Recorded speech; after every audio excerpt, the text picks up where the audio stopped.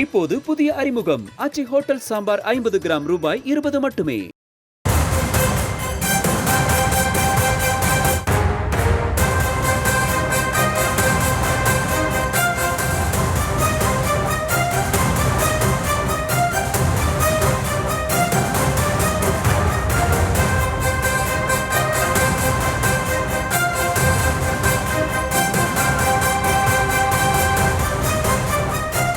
அண்மை செய்தியை பார்த்துக் கொண்டிருக்கிறோம். மாணவி பாலியல் வன்கொடுமை செய்யப்பட்ட சம்பவத்தால் அதிர்ச்சி அடைந்ததாக இபிஎஸ் காட்டமாக தெரிவித்திருக்கிறார். மனசாட்சி இருக்கிறதா என கேள்வி எழுப்பியிருக்கிறார். கிருஷ்ணகிரியில் அரசு பள்ளி மாணவி ஆசிரியர்களால் பாலியல் வன்கொடுமை செய்யப்பட்ட விஷயத்தில் மனசாட்சி இருக்கிறதா என எதிர்க்கட்சித் தலைவர் இபிஎஸ் காட்டமாக தெரிவித்திருக்கிறார். இந்த விவகாரத்திற்கு திமுக அரசு மீது அவர் காட்டமாக கேள்வியையும் எழுப்பியிருக்கிறார். மாணவி பாலியல் வன்கொடுமை செய்யப்பட்ட சம்பவத்தால் அதிர்ச்சி அடைந்ததாக இபிஎஸ் கண்டனம் தெரிவித்திருக்கிறார்.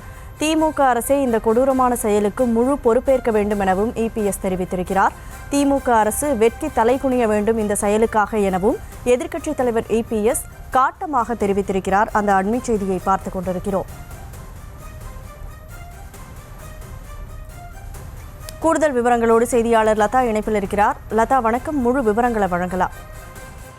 வணக்கம் கனிமொழி. கிருஷ்ணகிரி மாவட்டத்தில் அரசு பள்ளி மாணவி பாலியல் வன்கொடுமை செய்யப்பட்ட சம்பவத்தை குறிப்பிட்டு திமுக அரசை கண்டித்து எதிர்க்கட்சி தலைவரும் அதிமுக பொதுச் செயலாளருமான எடப்பாடி பழனிசாமி பதிவு ஒன்றை வெளியிட்டிருக்கிறார்.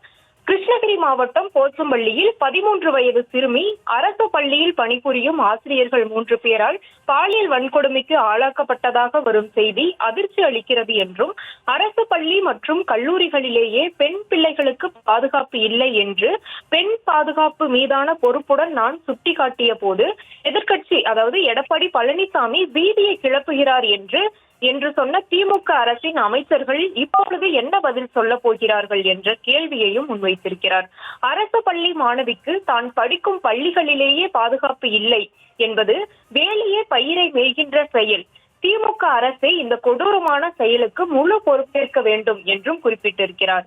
பெண்களுக்கு எங்குமே பாதுகாப்பு இல்லை என்ற நிலைக்கு தமிழ்நாட்டை தள்ளியதற்கு திமுக அரசு வெட்கி தலைகுனிய வேண்டும் என்றும் அவர் காட்டமாக சாடியிருப்பதையும் கூட பார்க்க முடிகிறது. மேலும் கொஞ்சமேனும் மனசாட்சி இருப்பின் பெண்களுக்கு எதிராக நடக்கும் அநீதிகளுக்கு பொறுப்பேற்று பெண்கள் பாதுகாப்பை உறுதி செய்ய தனக்கு திராணி இல்லை என்று பகிரங்கமாக முதலமைச்சர் மக்களிடம் மன்னிப்பு கேட்க வேண்டும் என்றும் அந்த சாடியிருப்பதையும் கூட பார்க்க முடிகிறது. போச்சம்பள்ளி வழக்கில் கைது செய்யப்பட்டுள்ள 3 மீதும் கடும் சட்ட நடவடிக்கைகளை எடுத்து உச்சபட்ச தண்டனை கிடைக்க பெறுவதை திமுக அரசு உறுதி செய்ய வேண்டும் என்பதை வலியுறுத்துவதாகவும் அந்த பதிவில் தெரிவித்திருக்கிறார்.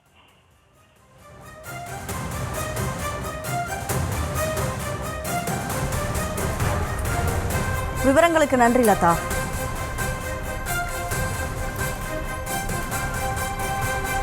இப்போது புதிய அறிமுகம் ஆச்சி ஹோட்டல் சாம்பார் 50 கிராம் ரூபாய் 20 மட்டுமே.